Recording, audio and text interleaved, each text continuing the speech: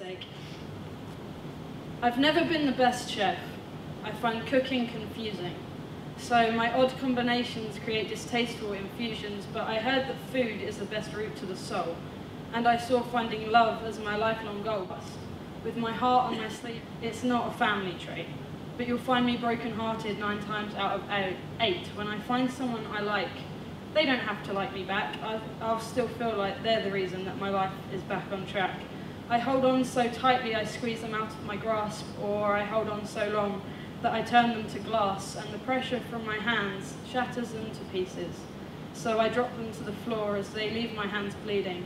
My soul left in fragments, my heart pumping faster, the blood seeping out of the holes I can't plaster, but it doesn't take long for my wounds to scab over. And I'll find someone new a few days, weeks, months later. I guess I saw myself as a love connoisseur, marinating my emotions in spices and herbs, but I've never been the best chef, and I find cooking confusing. So my odd combinations create distasteful infusions. I require an acquired taste to take in all my flavours. All my outbursts, all my problems, all my strange misbehaviours. I'm a riddle with no answer, and a joke with no punchline. A stranger to love who gets pushed to the sidelines is okay. I've never been wanting a saviour. But when a girl liked me, I wanted to save her. I had a tendency to break hearts unless mine was broken.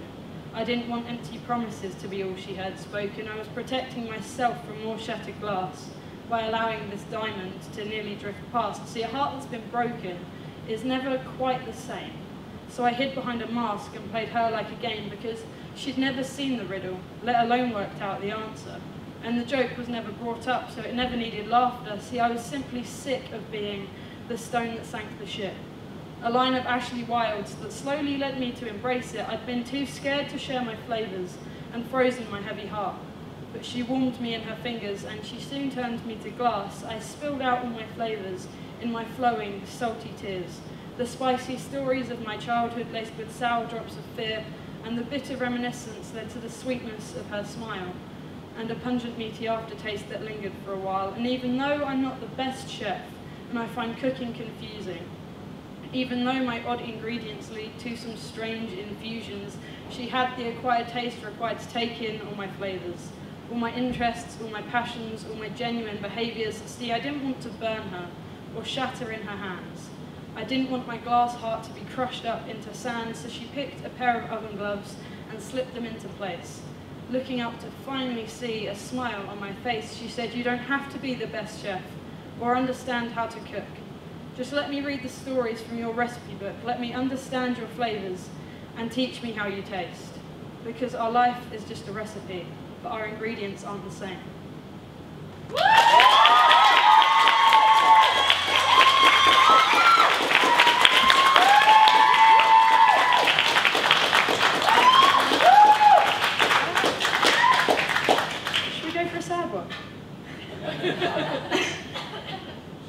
Is this sad enough?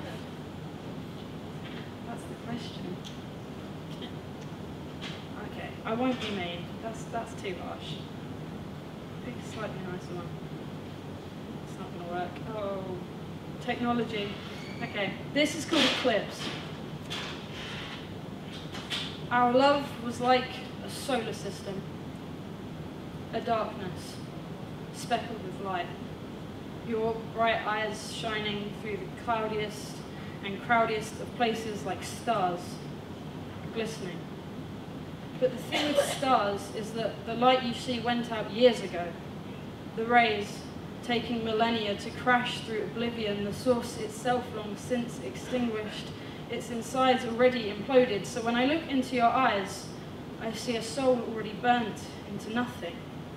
The spark, coming from someone already dead, your insides corrupted into waste. You are the moon, covered in craters created by past pains from past collisions with past stars throughout space. You are fractured, no longer whole.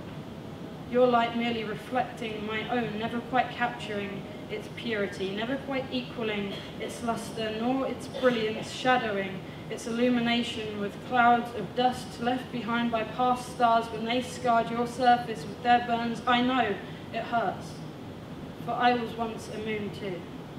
Yet somehow This acceptation created a new spark, and I ignited into a sun, my own light crashing through oblivion, my own heat warming my once cold heart, yet you are still a moon, and you have been consumed, stuck in a black hole, unable to escape. You used me. You tried to pull me in with you. That's what black holes do. They devour any beauty, any light, any heat. Everything that they touch becomes obsolete. I escaped it, but just by an inch. Yet what is a moon? Caught in a black hole, with no beauty, light, heat, with no evident soul, now worthless. You don't see the truth as it falls past your eyes, no longer glistening eyes, just being.